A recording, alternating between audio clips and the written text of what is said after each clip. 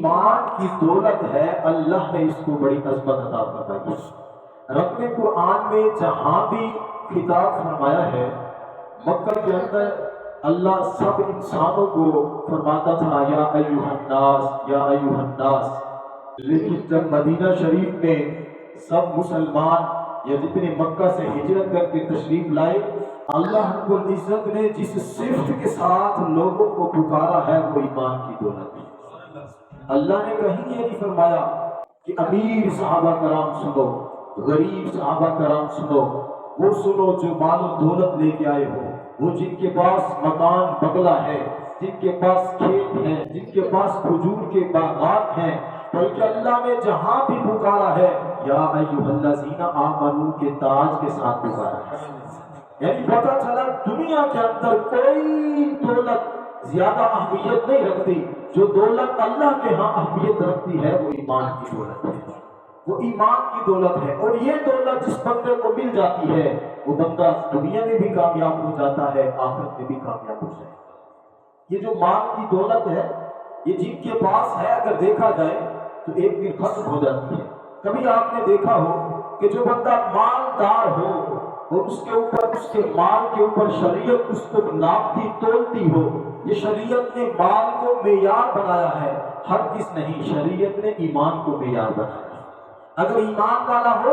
تو اگرچہ کفار کی طرف سے جنگ کر رہا ہو، میدان جنگ کے اندر کفار کو چھوڑ کے مسلمانوں کی طرف آ جائے، یہاں سے اسی جنگ کے اندر لڑتا لڑتا شہید ہو جائے، اللہ اسے بھی جنت عطا فرما دیتا ہے۔ پچھلے خطبے کے اندر، جمعے کے اندر یہ بیان ہوا تھا۔ اور اگر ایمان والا نہیں، جس طرح ابن کیزوم نامی شخص تھا جو غزوہ احد کے اندر مسلمانوں کی طرف سے لڑ رہا تھا، کافروں کے بڑے بڑے سرداروں کو، علمبرداروں کو قتل بھی کیا تھا، لیکن ایمان کی دولت پاس نہیں تھی۔ ہمارے نبی نے فرمایا تھا یہ پھر بھی جہنم میں جائے گا، کیونکہ ایمان کی دولت دنیا کے اندر سمجھو یا آخرت کے اندر اللہ رب العزت کی سب سے بڑی نعمت ہے۔ یہ نہیں کہ بندہ صحت مند ہو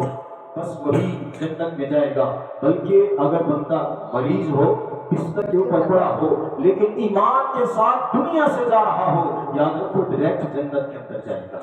اللہ اسے جنت نصیب فرمائے گا۔ یعنی اب پتہ چلا دنیا کے اندر جس چیز کی اہمیت ہے وہ ایمان ہے، کیونکہ دنیا دار جو لوگ ہیں، طبقہ ہے، اگرچہ مال کو اہمیت دیتے ہیں، مال کو سمجھتے ہیں کہ امپورٹنٹ ہے، یہ زیادہ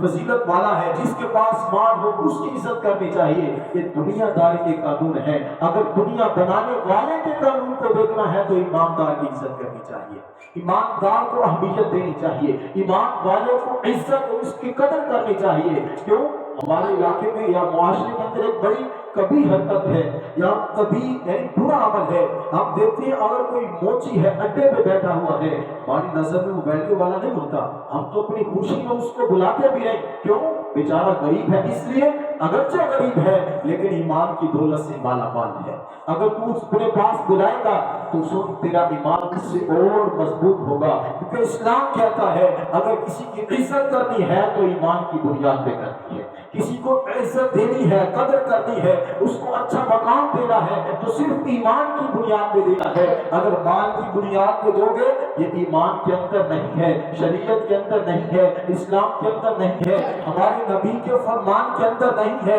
ہماری مذہبی کتاب قرآن کے اندر نہیں ہے، بس یہ صرف ہندوستان کے اندر ہے یا پھر پاکستان کے اندر ہے یا افغانستان کے اندر ہے، یعنی بس یہ یہاں تک دنیا دار تک محدود ہے۔ اگر ایمان والوں کو عزت دو گے، ایمان والے کی قدر کرو گے تو سمجھو تم نے رب کے محبوب کے فرمان پہ بھی عمل کر لیا، رب کے قرآن پہ بھی عمل کر لیا۔ اور دوسری طرف ہم دیکھتے ہیں ایک بندہ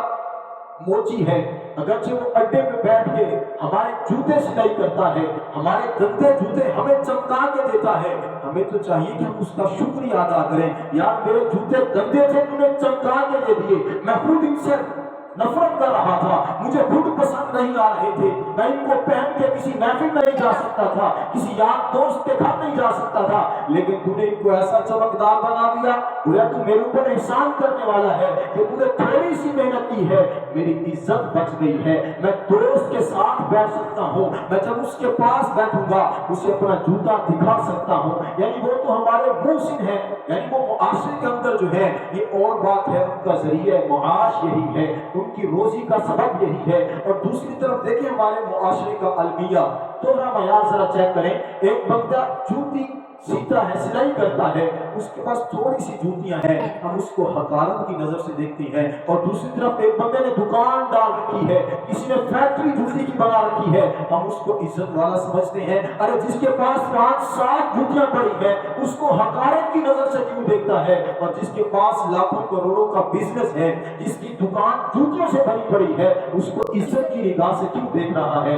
मतलब तूने अपना मेयार बना रखा है कि जिसके पास जूतियां ज्यादा हो, बात यही आती है जिसके पास माल ज्यादा हो तो उसको इज्जत देता है। लेकिन कुरान को पढ़, रब के महबूब के फरमान को पढ़, तू इस्लाम को पढ़, तुझे पता चलेगा इज्जत सिर्फ उसी की करनी है जो ईमान वाला। अगर बंदा ईमान वाला हो तो काबे से भी ज्यादा उसकी हुर्मत है, इज्जत है।